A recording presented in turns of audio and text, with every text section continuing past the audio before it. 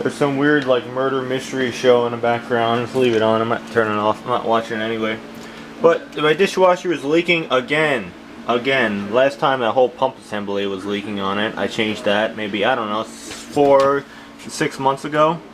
Take the whole thing out, but it's leaking again. So y'all know, hopefully it's not the pump. It's not the pump. Something else. Like, oh, what the hell is this? So the dishwasher is running. I didn't even take it off. Didn't even know what that went to. But that's the float switch. Float switch. Open your dishwasher. This piece right here.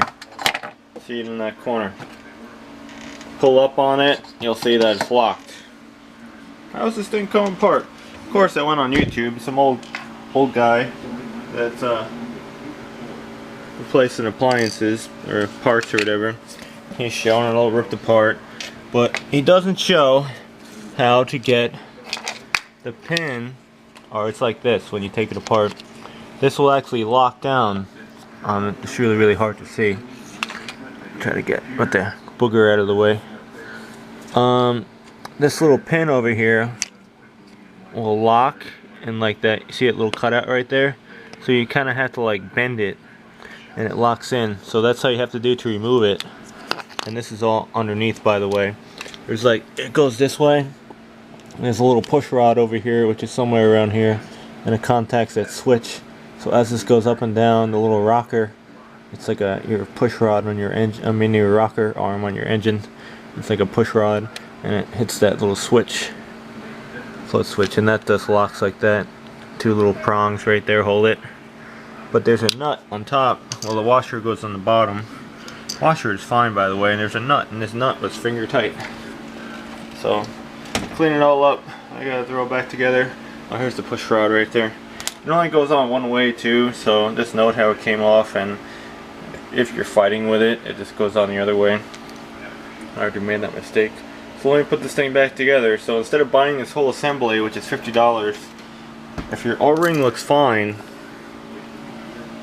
like mine does, it's pliable, it's not cracked, and your nut was finger tight. I noticed that from the bottom the whole thing was just twisting every which way. Probably I would try just cleaning it all up, putting it back together, which I'm going to do right now and run it. So I'm saving you $50 with this video.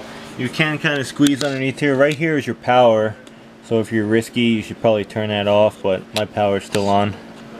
But yeah, this mounts like that. There's a hole right there, right there. Yeah, it was leaking from it. So hopefully we get this thing going again. Don't buy a new one. You could be an idiot and buy a new one for $500, or get a repair guy to come here, or buy this part for $50, which is also a rip-off. Might be cheaper someplace else. I just went on Amazon. Amazon's a rip-off anyway. They wanted like $200 for that pump or whatever. I found one for like $124. Same thing. Amazon tax. So yeah, let me put it back together. I'll show you the steps. Alright, so our cleaned up washer. That thing fits tight. It fits tight around the threads. It's not all messed up. So that thing's fine.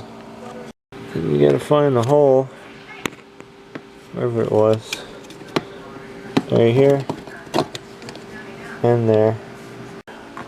Center it up, put that nut back on. I tell you, I mean it, this thing was finger tight.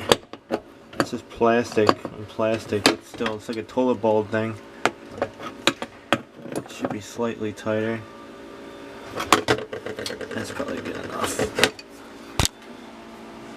I just tighten it so from the bottom you can't wobble that assembly.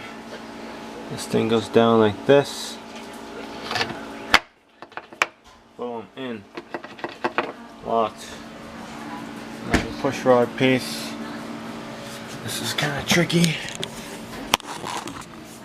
Has to go in that opening over here. You hardly can't even see it. Other way it goes. Hold on.